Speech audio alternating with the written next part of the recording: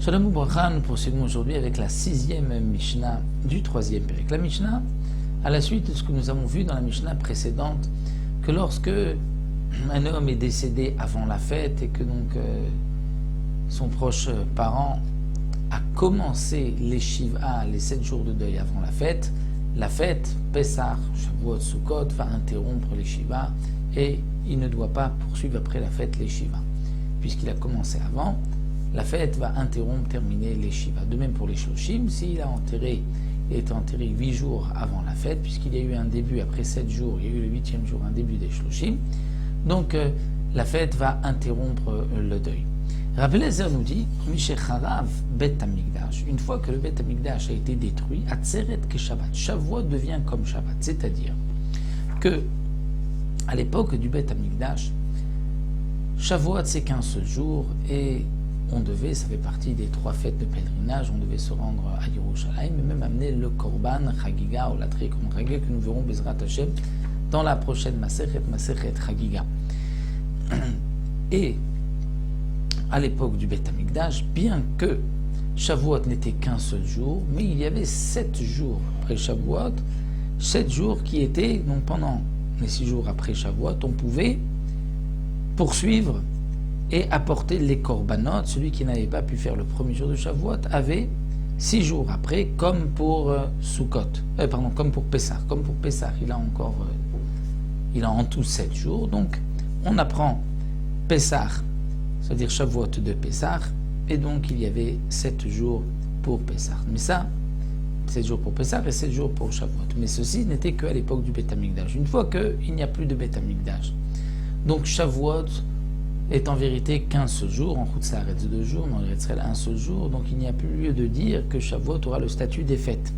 Et c'est pour cela que, dit Rabbi Eliezer, Shavuot deviendra comme Shabbat, et nous avons vu que Shabbat fait partie du compte des 7, mais ne va pas interrompre les 7 jours de deuil.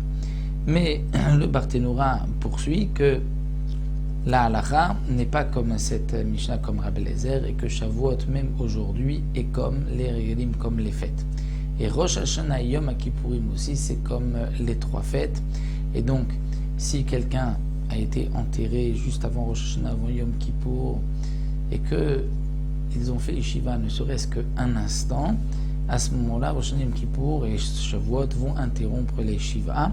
Et si c'était, donc comme nous l'avons vu, 7 jours avant qu'il a été enterré, donc il y a eu le temps de faire 7 jours et un début des Shloshim, donc les Shloshim vont être interrompus par les fêtes.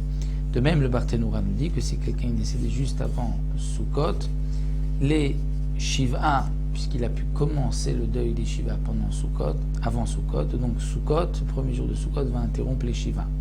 Les 7 jours de fête vont être considérés comme 7 jours pour le compte des Shloshim. Puisque nous avons vu que les fêtes ne font pas partie du compte, mais du compte de 7, mais du compte de 30, ils font partie. Donc, puisque, nous dit le Barthénoura, quelqu'un a été enterré juste avant Sukkot, donc il y a eu le temps de faire les Shiva un instant avant Sukkot, lorsque Sukkot arrive, ça va interrompre les Shiva, donc ça veut dire que 7 jours sont déjà terminés, on compte 7. Il y a 7 jours de fête, jusqu'à Shmini Atzeret, c'est encore 7, donc il est déjà à 14 jours. C'est-à-dire dans le compte des 30, bien que ne sont passés que à peine 8 jours depuis l'enterrement, on compte comme s'il y a déjà 14 jours.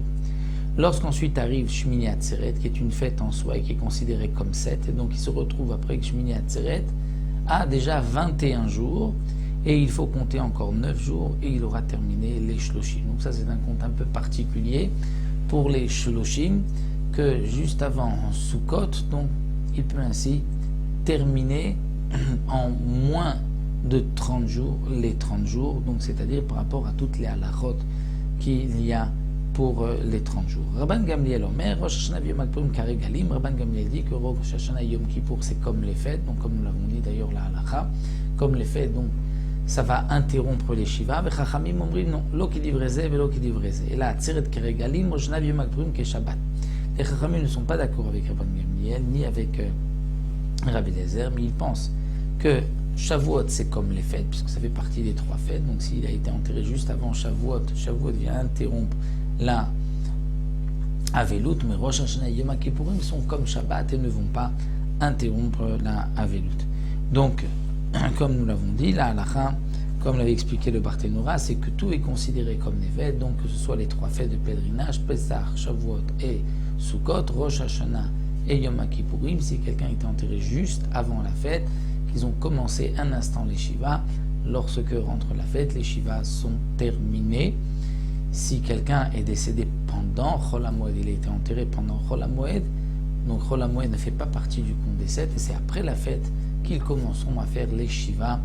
Voici ce que donc le Tana de la Mishnah nous enseigne ici. Donc nous terminons cette Mishnah-là et nous poursuivrons les dinim de Avelut pendant Chol HaMoed, Mizrat Hashem, pour la 7e Mishnah.